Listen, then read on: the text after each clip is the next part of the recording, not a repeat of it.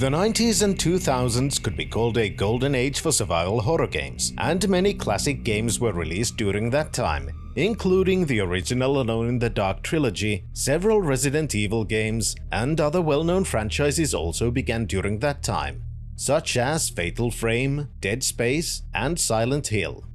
2005 specifically gave birth to one of the most loved and respected games in the genre, Resident Evil 4. I'm not going to be looking at that one though, but instead I'm going to be playing Cold Fear, the second game of Darkworks, who also developed Alone in the Dark: The New Nightmare for Infogrames. I've been interested in playing Cold Fear for almost 2 decades at this point, but the reason why I haven't is in many ways reflective of the overall reception of the game. It seemed interesting at the time, but a much more popular game had just been released, which completely overshadowed my contemporary interest, and very quickly I forgot that Cold Fear even existed, until many years later I went, wait, what even happened to that game? And so, I am here. Now, from the very first moments the game is launched, some aspects become very clear. The main menu is very stylistic but also quite loud, both audibly and visually.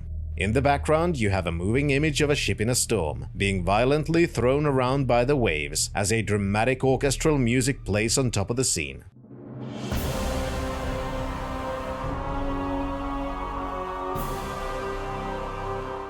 Not only that, the menu has my favorite feature of every 2000s game: widescreen letterboxing in a game that only supports 4:3 resolutions.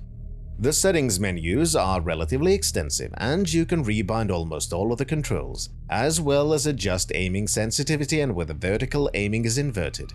The game natively supports an X-input controller, though you need to manually configure it, as there is no default setting for controller usage. The sound settings are split to 3 categories: sound effects, music, and voices, which is fantastic and should be default in every game. Unlike most of the games from this era, you can also enable subtitles, which is even better. The graphical settings are somewhat basic but allow for some customization of graphical fidelity for performance purposes, even if that is somewhat irrelevant with how much computers have increased in processing power since 2005. As for the difficulty, there are 3 options to choose from, and an extreme difficulty that can be unlocked later. The game begins with a cutscene where a large ship is sailing in a storm, as a helicopter drops off a group of soldiers calling themselves the Alpha Team. The soldiers advance on the seemingly empty ship, until suddenly they're attacked by something unseen. This opposing force begins to pick the team apart one by one, and eventually we see a glimpse of what they're up against. Then the scene transitions onto whom we can assume is the team's controller, who is also a very cool guy, considering he wears sunglasses indoors while sitting in the dark. With the team presumed dead, this controller calls on someone to send more people onto the ship, as we transition to a scene on a Coast Guard vessel, where another very cool guy informs they've reached the destination, and are commencing a search and rescue operation. But before that, it's necessary to pose for a trailer shot.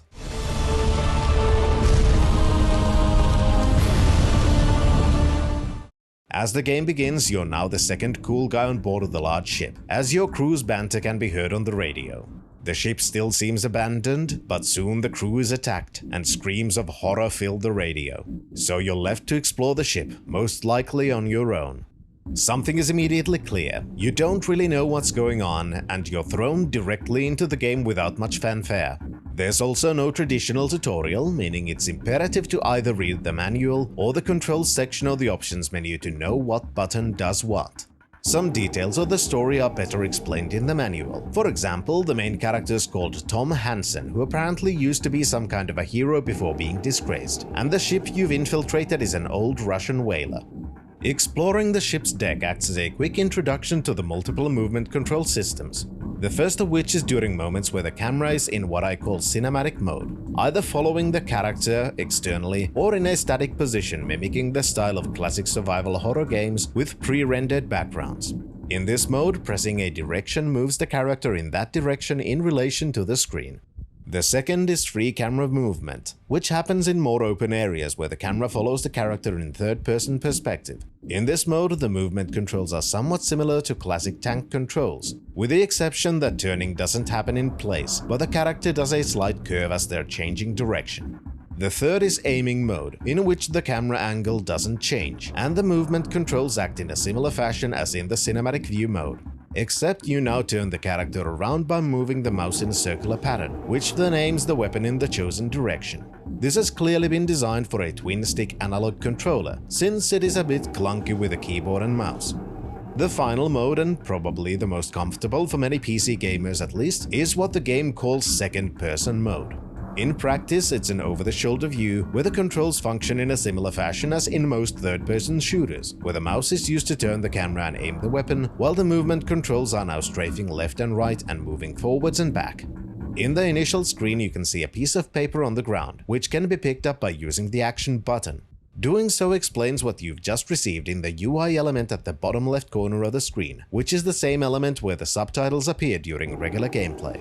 Actually examining the document is done from the pause menu, where you can examine your current objectives, objects you've picked up, and also quit the game. This document is in essence a part of what can be called the tutorial, as it explains in an in-universe fashion some simple rules for combat, as well as gives an explanation for why there is relatively little gear lying around, and why you should loot bodies as you explore. There is one issue with how newly acquired objectives are displayed, as initially I completely missed it that there's actually a UI notification when an objective changes. This is because the objective change notification happens in the same spot as the subtitles appear, and can easily be dismissed if you're not actively paying attention to the subtitle element. It's not a big deal, but something that could have been done better. Exploring the deck of the ship is mostly safe and can act as an introduction to finding more equipment, as you begin with one bullet short of maximum ammunition for your pistol and can thus pick up ammunition pickups, and to area transitions, which function similarly to Alone in the Dark: The New Nightmare. If you decide to run, a new UI element appears called Resistance. In essence, this is your stamina bar, which affects how long you can run. There's also a possibility to encounter environmental damage. As you're caught in a storm, the ship keeps tilting and the waves smashing onto the sides.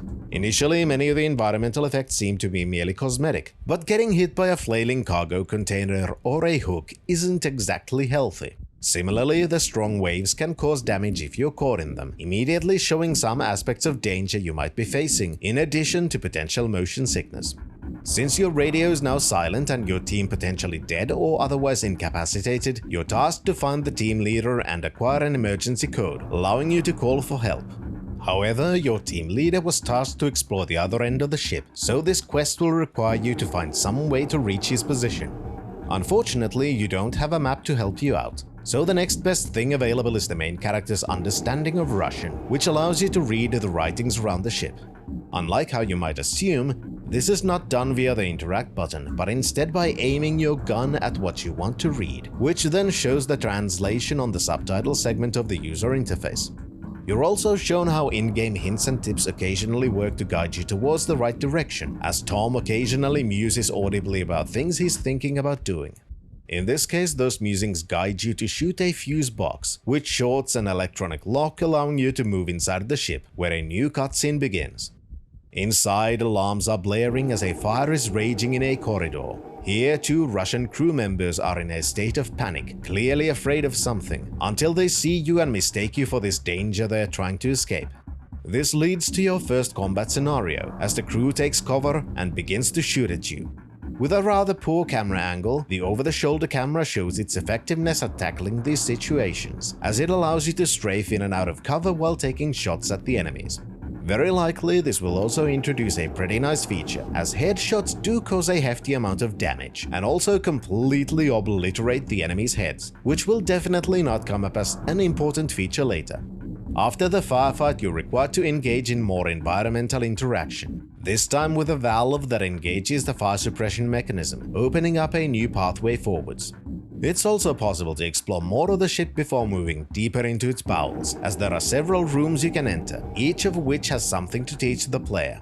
One of the rooms is a small storeroom with one member of the crew hiding behind a corner, but making their presence known via an audio cue, allowing the player to prepare for a fight or leave the room before having to fight even more. Another room seems to have a makeshift autopsy table with a dead dog-like creature on it, but even more importantly, next to the creature is a first aid kit. Here, even more changes to the usual survival horror formula become evident, as if you interact with a kit, it does not move into your inventory, but is instead consumed immediately, showing that you will not have an opportunity to stock up on consumables during your adventure. The third room seems empty, but as you get deeper into the room, the lights suddenly turn off, and you need to draw out your weapon in either of the aiming modes to use the flashlight to light your way back out. The fourth room, on the other hand, is locked, but you can hear a woman shouting in English, clearly being angered as she seems to have been locked inside the room by the crew against her will.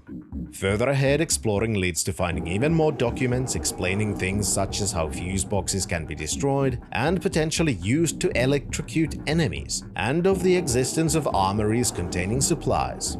There's also a branching pathway where, regardless of which path you choose, it acts as a lesson about occasional backtracking, as one of the branches ends on a dead end with a locked door blocking your path, and the other in a flooded passageway where doors cannot be opened either due to the water pressure or because one is missing a handle.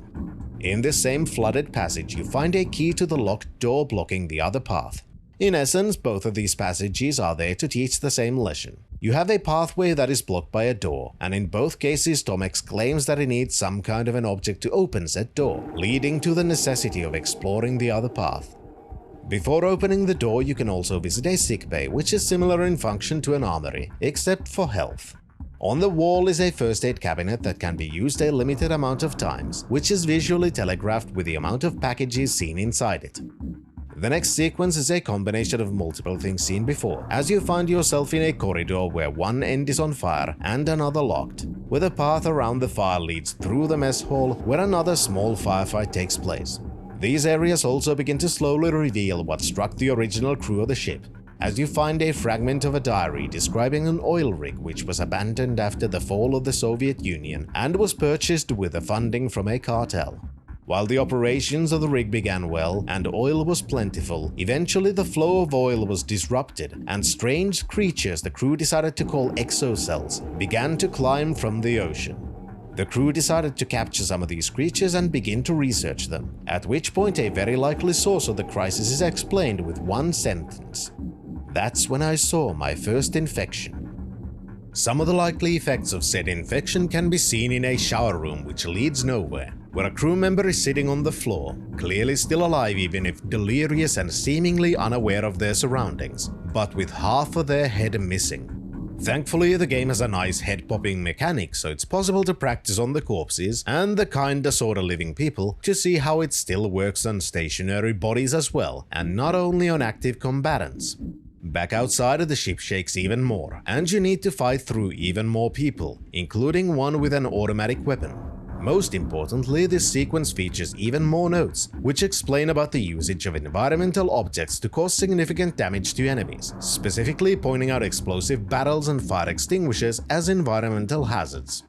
You also find even more information about the exocells and how, after their discovery, they were subjected to a mass of experimentation. As the creatures seem to act as parasites, infecting anything they can, the researchers had on purpose infected multiple different kinds of hosts, mostly animals. These infected eventually began to mutate into other types of creatures, possibly explaining the half-alive humans, as they are likely in the state of mutating, leaving them defenseless. On a positive note, the researchers seem to have created an antidote, which prevents an exocell from infecting the host if applied soon after contact. But there's also an unfortunate revelation.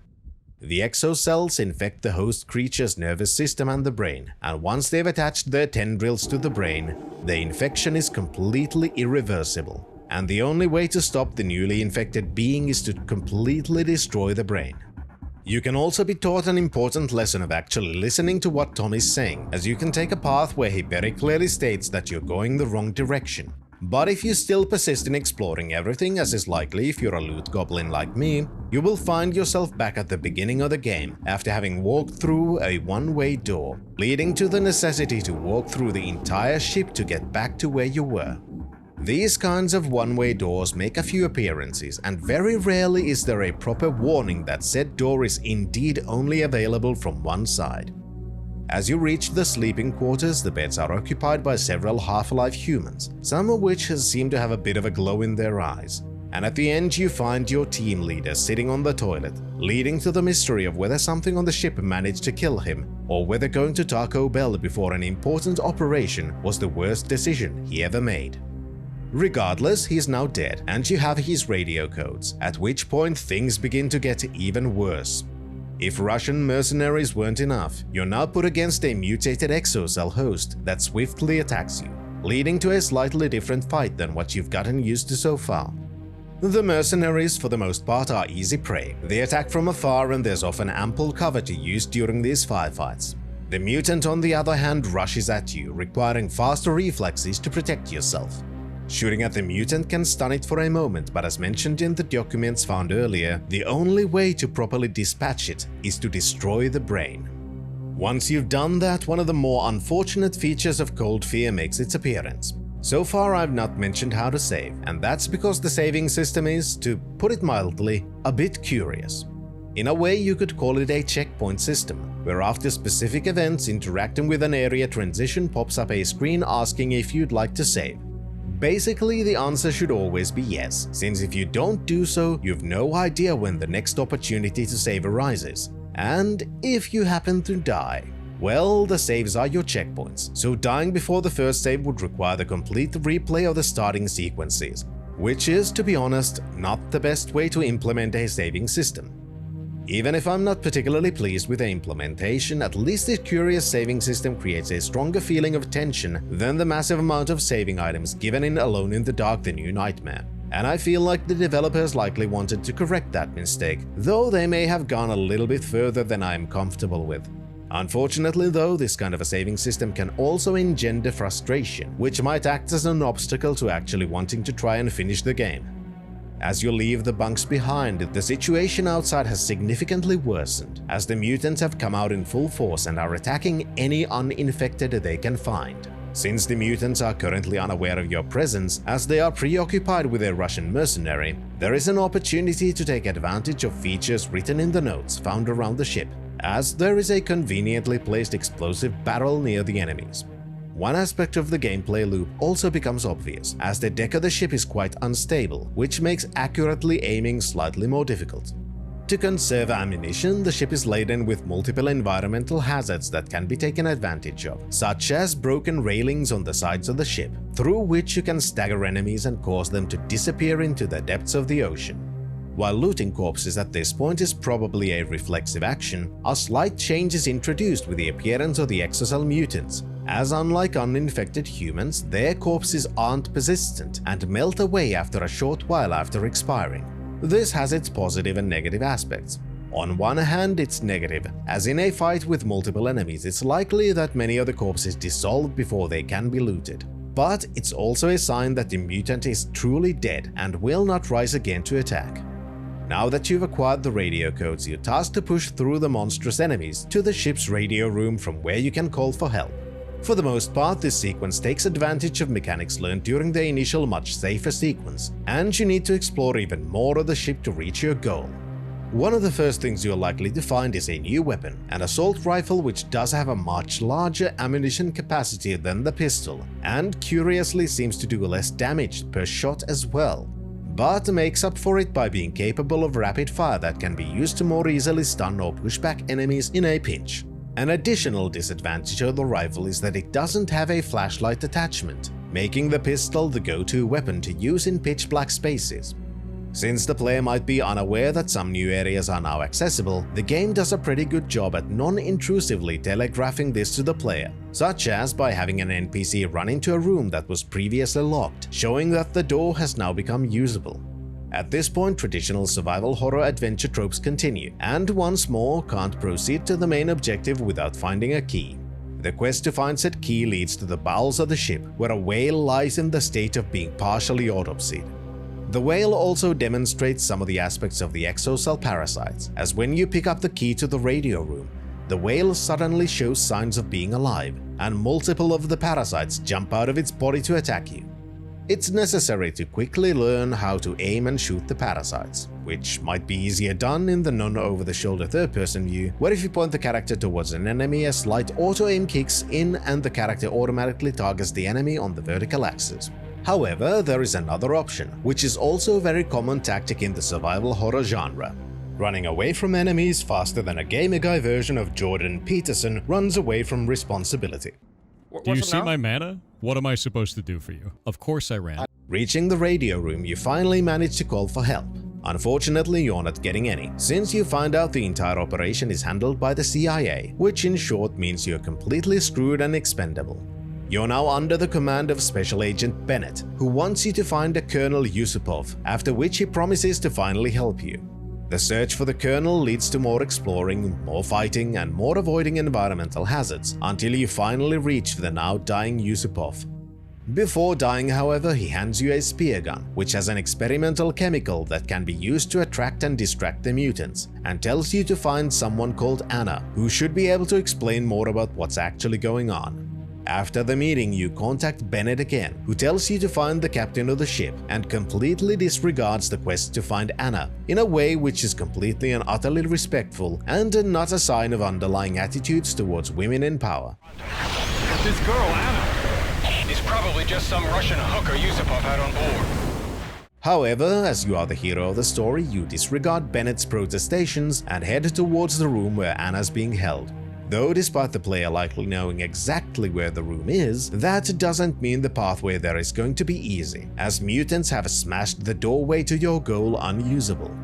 Taking the longer path around, you're shown how the parasites infect their hosts, which brings into question the logistics, considering the rather massive size of the creatures and their means of infection. One purpose of this detour is to introduce even more features, one of which is the existence of exocell hives, which birth more of the parasites until destroyed. This time there are very conveniently placed explosive barrels, making the destruction of said hive quite easy.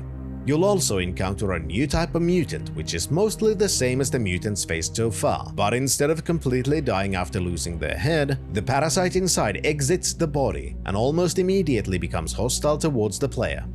There's also a new weapon, a shotgun, which is very useful at blowing up heads, but unlike the rifle or the pistol, doesn't have a laser pointer helping the player aim. In the cold storage facilities, you also find more evidence of the experimentation done with the parasites. Some notes found talk of a scientist called Kamsky, who seemed initially fascinated by the parasites but also felt like he wasn't willing to engage in the kind of scientific endeavor which researching the parasites would be. This hesitance changed when he was informed that his daughter was already on her way to the oil rig, called the Star of Sakhalin, to assist in the research.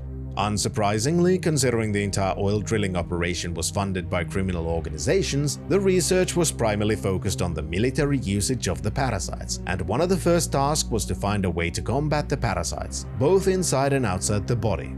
As the experimentation continued, Kamsky was initially fully willing to participate, but once the experimentation moved to human subjects, he began to hesitate once more, but still participated in the operation.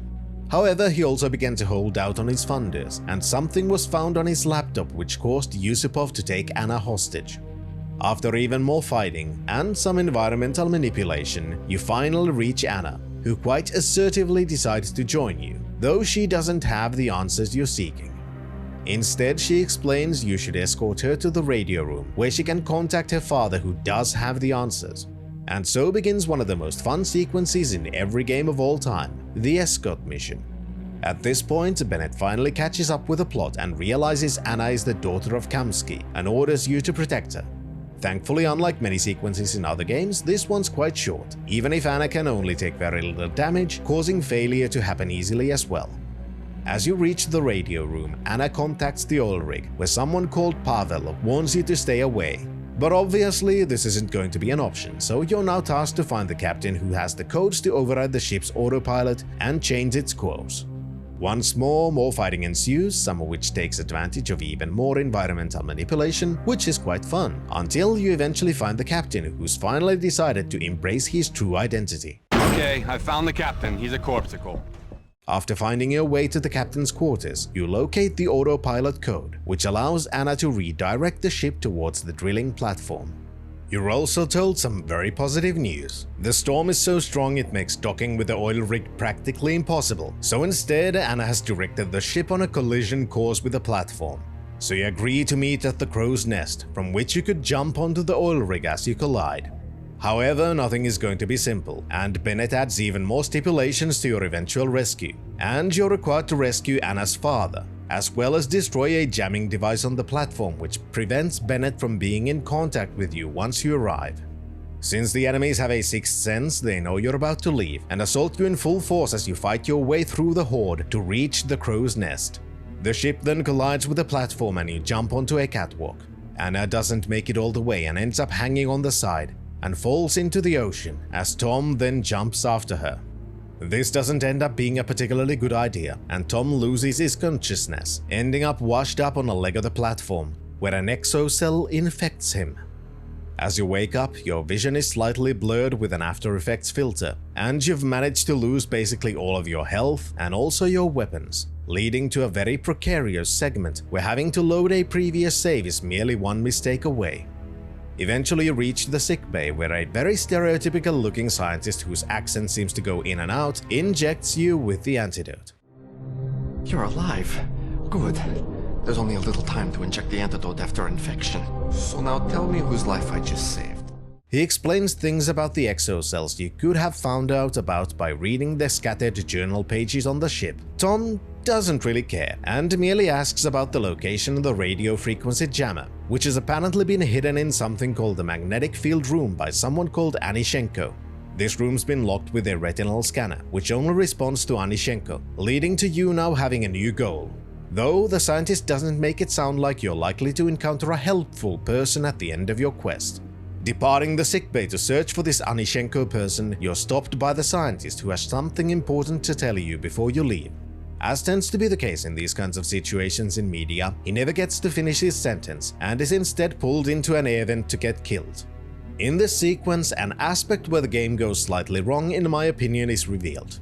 At the beginning of the oil rig you lost all of your gear and had to survive with very low health and only your sidearm to protect yourself, while also being infected by an exocell parasite.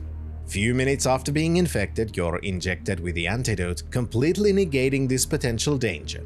Similarly, your lack of gear is quickly remedied, as the pathway to the inside of the oil rig is littered with all of the weapons you lost during your fall into the ocean. This is a bit of a shame since the lack of gear and a ticking time bomb inside your head could have acted as a source of even more tension, at least for a while. But instead, those parts of the story are glossed over and quickly resolved, at which point the gameplay style returns to what you're likely used to from the ship segment. Inside the oil rig you find another weapon, a grenade launcher, which can be useful in the following sequence where a horde of mutants charge at you when you attempt to get deeper into the rig. These kinds of sequences are very routine in Cold Fear. You enter a new area, find an object, after which new enemies spawn and you need to dispatch or avoid them to continue further. At this point, all of this might have become routine and feeling samey, which is why the game throws something new at the player in the form of a dog-like mutant that takes advantage of the shadows and ceilings to jump at you. Not only that, this mutant is far more resilient to damage than the so far more common humanoid mutants were. These kinds of moments also show the potential strengths of the spear gun, as it can be used to lure some of the more dangerous enemies into positions where you can easily get a few free shots on them. Many parts of the rig have multiple enemies, including some of the last surviving humans who are primarily fighting against the mutants, but also quickly turn their attention to you if allowed to do so. You can also find even more weapons, such as a flamethrower, which is very effective at dispatching enemies but has one massive negative that could have been noticed earlier in some scripted sequences, or if you've been using environmental hazards to fight the enemies.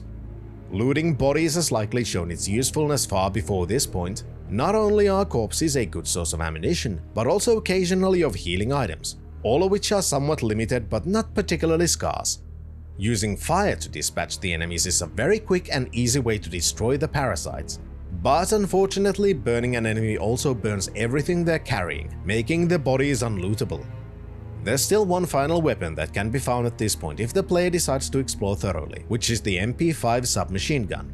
While it may initially seem like a horizontal upgrade as you already have an automatic weapon, the submachine gun does have some differences to the assault rifle.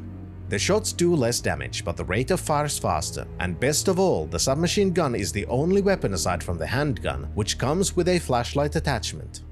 After some more exploration and very simple platforming of sorts, you reach a bridge leading towards your target, at which point another feature is introduced, and the existence of a neglected feature finally becomes useful, as the bridge has been rigged with tripwire mines and touching one of the beams results in an immediate game over. To pass the bridge, it's necessary to crouch and move under the beams, and once you remember the crouch function exists, the sequence isn't terribly difficult to pass. The one problem with this and the following sequence comes in the form of the saving system, as this was one of those moments where the previously mentioned save system related frustration was beginning to rear its ugly head. Since it's basically impossible to know when the game gives you an opportunity to save, I triggered the tripwire bridge save point while I was in the middle of exploring all of the areas I had access to. As a loot goblin, this obviously meant I knew that I was now going in the right direction, and explored some of the final remaining rooms I had not yet explored, which included the area housing the submachine gun. Later, there were also moments where I had limited resources while encountering a save point, which then led to retracing my steps multiple times to restock after having already saved, just to retry the segment that followed. Unfortunately, the only solution to these kinds of loot goblin related issues would be to reload the previous checkpoint, and with a newfound knowledge of where the next save point is, do all of the exploration and resource management before triggering the next save, which is obviously not the most pleasant solution. Once you've passed the bridge, you find yourself in a large firefight where a gaggle of mercenaries are fighting a winning battle against the mutants, after which they quickly turn their attention to you. Since you need the assistance of their leader, whether it's voluntary or not, you have to push through this quite fun set piece while trying to avoid an unfortunate death and reload situation. With the death of Anishenko, you can Simon Phoenix his eye and move towards your next objective, which also lets you know that some very helpful mutants have cleared most of the tripwire bridge, making your return to the other part of the complex much easier. After even more fighting, you find out that someone on board has been using a hex editor to modify the save files of the original XCOM, and you're finally able to destroy the communications jammer, leading to Bennett being able to talk to you again and once more move the goalpost. This time, our government agent wants you to recover the scientific data on the mutants, which the CIA would definitely only use to ensure that the event such as this never happens again, and would absolutely never ever use these creatures to topple a foreign government in the Middle East. Another cutscene shown where it's revealed that Anna is still alive and was rescued by a mutant who seems to talk. Though rescue is a relative term, as right after this she's infected by exocells, which are still way too large to reasonably fit inside someone's head. Regardless, our hero now has another goal, as he sees this event happening on a security monitor, so his task is now to find Anna and the antidote, to hopefully save her from the horrible future of becoming a mindless zombie who pays for a checkmark on X. Your goal lies in the scientific module of the rig, and entering that area requires even more fighting and navigating of a precarious bridge being constantly pummeled by waves. As you're closing in on the module, the visual design of the place already shows that this area is not going to be particularly safe, as parts of the area have been covered with fleshy growths of the exocell, likely indicating that the creatures are building a large nest. This similar design continues inside, as many portions of the module have been covered with the exocell growths, including some smaller nests and other kinds of fleshy growths, the function of which you can only imagine. Unfortunately, our hero is not particularly competent and once more manages to slip and fall, momentarily losing consciousness and once more getting infected. Now you're in a real predicament, as you have no antidote and 2 people to administer it to. This part of the exocell nest is actually pretty interesting, even if it opens up more questions than it answers, as there is a large mutated and seemingly invulnerable humanoid merged into one of the walls of the nest. Is this the source of the nest or merely a part of it? Regardless, it seems like the nest isn't merely being grown from something external, but some of the infected are being directly converted into these nests. Whatever the case may be, the visual of it is in some ways unsettling, but also undeniably quite cool. Even further in, you're introduced to another new enemy type, one that is completely invisible and has to be tracked by watching its footsteps. Shooting this creature makes it visible for a short period of time, showing that it does have a pain response, and the invisibility seems to be something it needs to concentrate on for it to be effective. After finding a dose of the antidote, you need to fight another one of these invisible enemies. In either one of these encounters, it's possible you'll have to engage in a relatively important feature, which is the grab counter mechanic. Some enemies will occasionally try to grab you, and it's in fact possible that one of the earlier infected humans could have already done this, though they seem to mostly just try to stab you or shoot you, meaning that especially on harder difficulties, the player is likely to be dead far before any of the enemies even attempt a grab. These invisible ones, on the other hand, do this rather frequently, which is likely intended to at the latest teach this mechanic to the players, and for a good reason. Once an enemy grabs you, you need to quickly tap the action button to shake it off. But this is not all. After the initial QTE, a shoot prompt quickly flashes on the screen, and if you manage to press the shoot button while it's on screen, Tom doesn't merely push the enemy away, but does a counter-attack which instantly kills the enemy. While exploring the laboratories, there are multiple opportunities to engage in environmental manipulation to make defeating some enemies much easier. And it's quite nice that these kinds of opportunities are relatively frequent, since many games tend to forget that environmental hazards exist once some have been introduced. You can also find out much more about what was going on with the exocell research. While on the ship, you could find out that in the initial phases of the research, Colonel Yusupov basically had to force the head researcher Kamsky to participate. This seems to have been slowly changing as the research progressed, and Kamsky began to be more and more fascinated with the enemies, and was attempting to not only find ways to prevent infection, but to merely curb some aspects of the infection, to more accurately predict the kinds of mutations that would happen, and also maintain some of the personality of the host.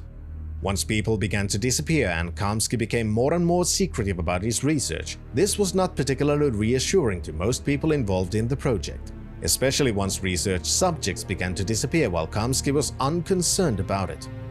As you're trying to reach Anna, the level design quite brilliantly shows yet another feature of the invisible enemies and environmental manipulation.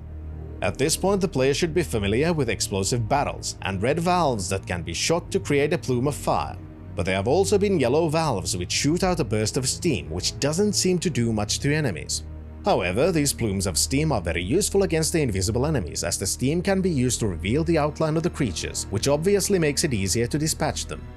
This sequence also introduces one final enemy variant in the form of a hulking mass that charges at you.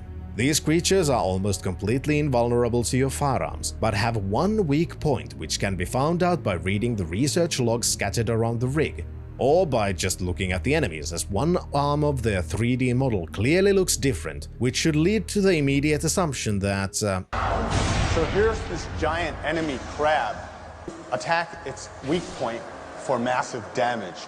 As you reach Anna, Tom also has the same realization the player likely also had earlier. He has one dose of the antidote and 2 patients, so being the hero he is, he injects Anna and momentarily passes out himself. Once he wakes up, Anna is gone, and he contacts Bennett, making a deal that if he brings the research data to the CIA, Bennett would rescue Anna, to which our most moral agent promptly agrees, while making it sound like he's doing Tom a favor by agreeing. The next sequence is one of the portions where having a map would be very useful, as you now need to find the scientist's quarters where Kamsky's laptop might be, and due to the size of the oil rig, it's relatively easy to just end up running around in circles. It does not help that many parts are repopulated with new enemies, though clearing the areas out might be useful in the long run, as there aren't many places where the player can easily restock on resources, so running around and clearing all of the corridors again might be very helpful in the end. Reaching Kamsky's laptop, Tom uploads the antidote research data to Bennett, who then asks for more, a request which Tom doesn't feel like complying with, leading to our very nice CIA agent being rather angry. This clearly makes no sense, since obviously a US government agent wouldn't lie about his true intentions, and merely wants to be thorough in having all of the information needed to only use this research for completely peaceful purposes. You listen good, Hanson. You get that uplink working right now. I want that data. Let off some steam, Bennett. This interaction is made even more strange by the fact that Bennett was established as a very nice character very early on. But this girl, Anna, is probably just some Russian hooker Yusupov had on board. Now, as you've kept up your part of the initial bargain, you hope that Bennett will not be super salty and will still fly in a helicopter to rescue you. Therefore, only one thing remains, and Tom contacts Anna to talk about a plan to destroy the entire rig. For this purpose, Anna's already found some explosives and directs Tom to find more. For the most part, this sequence doesn't introduce anything new, and there's even more fighting and even more environmental manipulation, so you can eventually reach the room in which C4 charges are being stored. This room, on the other hand, has you navigate multiple simultaneous obstacles, with very little margin for error, and a save point that's behind a combat sequence. The room is not only littered with tripwire mines, requiring the player to constantly be in the crouched position, but also has a large amount of explosive barrels, meaning that even one stray shot can spell disaster. To make it even worse, once you pick up the explosives, one of the invisible enemies appears, leading to a potentially very dangerous fight sequence where one missed bullet can blow up the entire room. Once you have the explosives in your possession, one final thing remains: going around the rig to find specific spots Anna's marked, place the explosives and blow the place to pieces. These moments can be considered action set pieces, which can initially come as a surprise, leading to an unfortunate death. Placing one of the C4 charges immediately triggers a countdown, but it's not enough to merely leave the room, as each of the explosions causes a sort of chain reaction which blows up an entire segment of the rig. This means that whenever you're placing a charge, it's imperative to have enough stamina remaining for an extended run through a corridor or a bridge, while it's either exploding behind you or a massive rush of water is chasing you, ready to crush you under the immense pressure of the sea. I do like the visual design of these set pieces, and the only issue I do have with them is how it's not made particularly clear at first that placing a charge would immediately cause it to count down to an explosion. In this sequence, you blow up pieces of the rig in sequence, as you're also making your way towards the helipad, fighting your way through some of the more dangerous exocell mutants, clearly signifying that the end is rather near. Having done all that, you meet up with Anna at the heliport, but are interrupted by the giant talking mutant, who is revealed to be Kamsky himself. This leads to a final boss fight where you need to distract the mutated Kamsky before he reaches Anna, who runs around the helipad, planting the final C4 charges on the pillars in the corners. Shooting at Kamsky seems to merely annoy him, but this is enough as he then turns his attention away from Anna and quickly rushes at you with an attack that can initially be difficult to avoid. Once Anna's placed the final charge, she gets to the chopper as Tom remains behind trying to fight against Kamsky in phase 2 of the boss fight. Obviously, failing in this sequence means you'll have to retry the entire fight again, but thankfully the first phase is not particularly long and the save point was just before this fight, so it's not terribly annoying if such a thing happens. The second phase also explains why it was important for the game to teach the player about the grab mechanic earlier with the invisible enemies, as Kamsky still seems to be impervious to your small arms fire. The only way to actually damage him is to avoid his larger attacks, after which he grabs you, leading to a grab counter QTE. Completing one successfully frees Tom from Kamsky's clutches, as he also shoots the mutant in the mouth, which actually seems to harm the large beast. Since all games work in threes, including how you had to plant 3 C4 charges and had to protect Anna as she planted 3 more, you also need to complete this QTE challenge 3 times, after which Kamsky's finally been defeated. Having done so, a very short cutscene plays where Tom is rescued by the helicopter and he presses the remote detonator to blow up the entire rig as the helicopter flies away with a little one-liner to top the entire scene off. Papa, I'm sorry. Goodbye, Papa. Cold Fear is not a bad game, but it's not a masterpiece either. In fact, I would call it mid, which I guess I need to explain isn't a bad thing. There's a lot of potential in Cold Fear, which makes it a large shame that that's my final feeling towards the game. For the time, the controls are pretty good, and just as Resident Evil 4 evolved the control formula, I think Cold Fear did so even more by not only allowing for movement during combat, but by having more than one way to control your shooting, with one of them being similar to twin-stick shooter control schemes. The game also does a pretty good job at actually teaching the player how to take advantage of all these features. Sure, the initial tutorial is quite lacking, and there's an expectation that the player will have read the manual and knows how the basic control functions work. But when it comes to more detailed implementations of many features, such as environmental manipulation features and so on, the level design and the documents found across the levels work well in teaching the players on how all of these functions work, and how they can be taken advantage of. That's not to say that some of the feature implementations aren't lacking. Some of the glaring omissions of traditional survival horror games is the lack of puzzles and the complete lack of inventory management. This shows that the game was designed more as an action-adventure game, with the adventure portion being quite limited, which is especially a shame as the developer's previous game Alone in the Dark: The New Nightmare did a pretty good job with having a multitude of different types of puzzles, most of which were rather engaging. The lack of inventory management as well is a kind of a double-edged sword, especially when combined with a save system that's more of a checkpoint system that just uses manual saves instead of an autosave slot. This is likely to be the most obvious if playing on harder difficulties, where enemies can do a lot of damage per hit, as due to not having any sort of an inventory, you cannot carry things like healing items or extra ammunition with you, which then leads to the necessity of backtracking to resource-rich locations such as an armory or a medbay, to stock up whenever needed. Of course, there will be situations where this isn't even possible, so having multiple save slots in use is, in my opinion, an absolute necessity. For example, it's possible to go into the final boss fight with very limited inventory, and if you've only used one slot to save your game, you're basically screwed if you neglected to restock before triggering the final save point.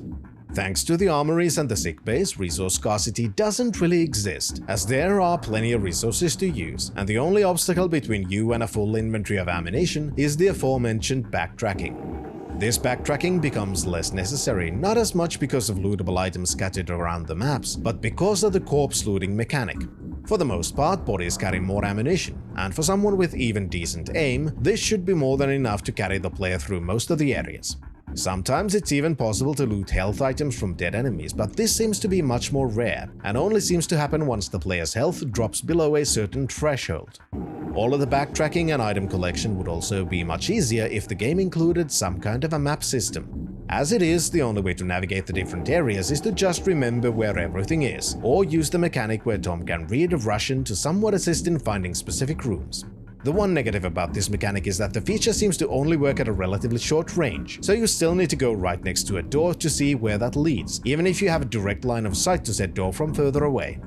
The story itself I actually quite enjoyed, though there are some pretty obvious signs that the game was likely rushed, which might also explain things like the strange saving system, which really feels like it was tacked on just so there would be some kind of a system. These signs start at the very beginning, where we don't really get any kind of an introduction to where we are, why we're there, and who we even are.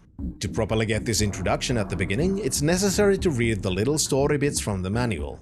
Aside from that, the ship sequence actually builds up the story pretty well, and both the environmental storytelling and the more direct storytelling in the radio conversations and the notes found across the ship work very well in slowly revealing more about what the story is about and what's been going on not only on the ship but also at the oil rig that becomes the setting for the latter portion of the story. Reaching the oil rig as well immediately shows that some of the ideas were somewhat half-baked, as the entry to the rig doesn't go particularly well, which then leads to Anna being presumed dead and Tom being infected, having also lost almost all of his equipment. This could have led to a much longer and tense segment, where your survival is precarious and having limited time to find an antidote combined with a lack of equipment are not particularly pleasant situations to be in. But this is solved in literal minutes, after just one walk through linear pathways leading to the sickbay, where Tom gets immediately healed, after which he can find all of his lost equipment from the catwalks leading to the inner portions of the oil rig. It really feels like there was meant to be a more in-depth and longer segment here, which would have expanded upon the survival aspect of the survival horror genre. But unfortunately, that segment's merely teased, as the issues introduced are solved almost immediately.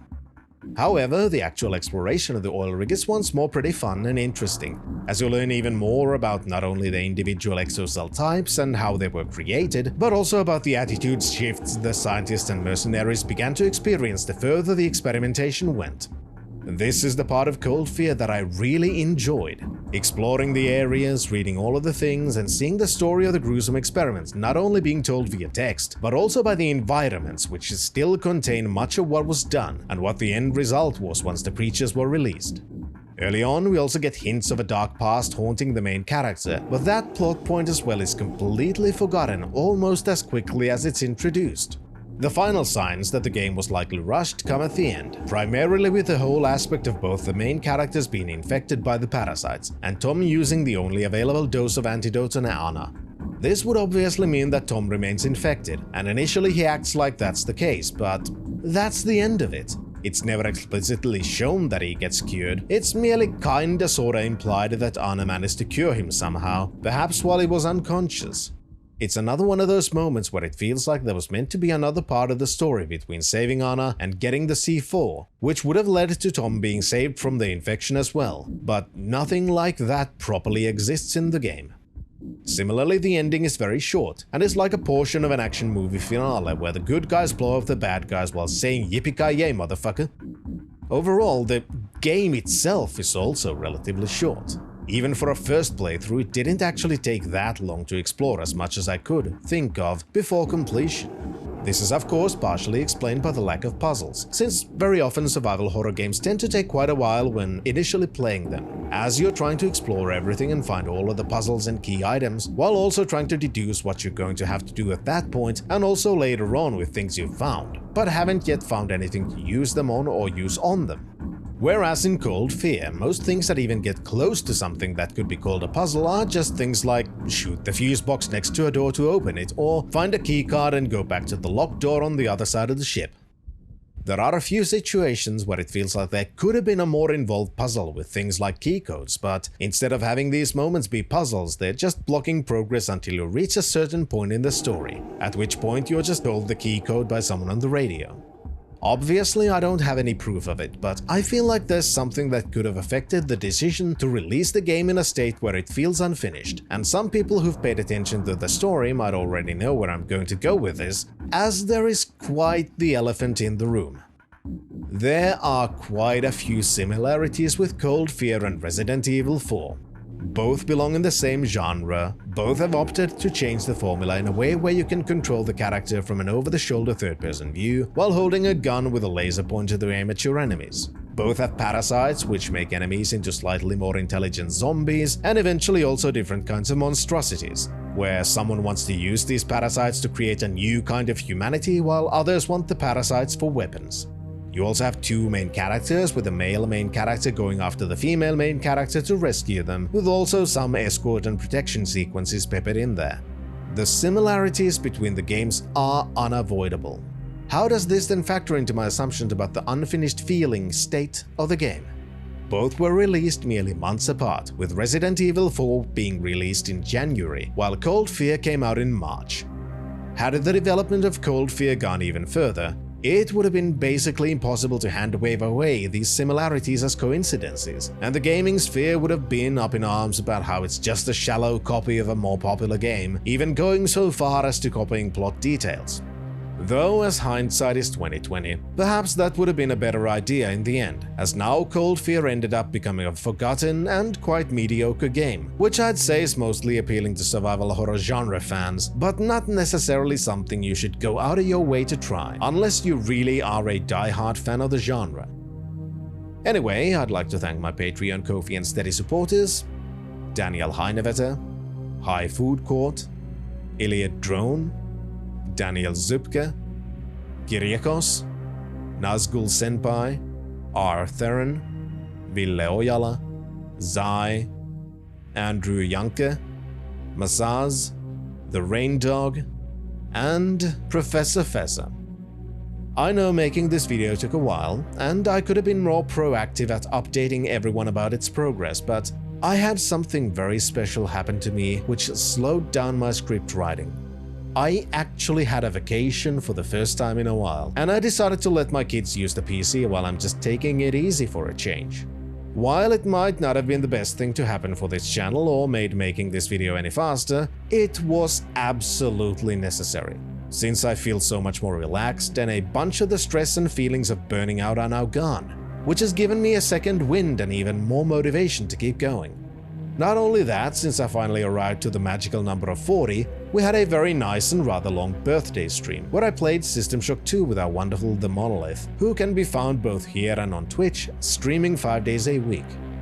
That was an absolute blast, and I appreciate everyone who came in not only to see two guys shitposting live, but to see me wiggle my ass while playing a VR dance game. I've also been thinking more about the future of the channel, and I think my previous thoughts would take me into a sustainable and enjoyable direction. I've mentioned before that I'm not sure if I want to just go through an entire series in one go, since while it's in many ways a good thing to do, it can also get very tiring to just play through games in one franchise back to back for months on end.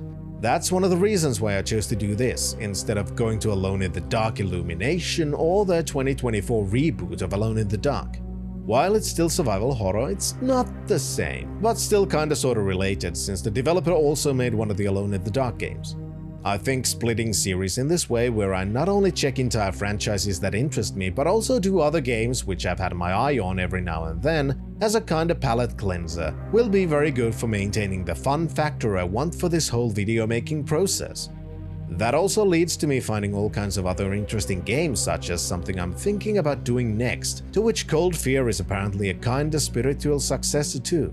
Though it would mean I have to emulate things, which is something I generally don't want to do, since it's always more reasonable to evaluate a game in a form in which it was originally meant to be played, and there's always going to be slight discrepancies between emulation and the original hardware. But original hardware and games can also be a pain and a massive expense to acquire. So I think that one might be a good game to go for just so I can get over this hang-up, which will allow me to extend the potential repertoire of games I can cover on the channel. Thank you everyone for your patience and support. I really do appreciate everyone who's been supporting this channel in any way whatsoever. Whether it's been with your time or with direct financial support, I appreciate it all. Thank you so much, and until next time, where we might dive deep into the bottom of the ocean for some more survival horror. But until then, Fintrovert, signing out.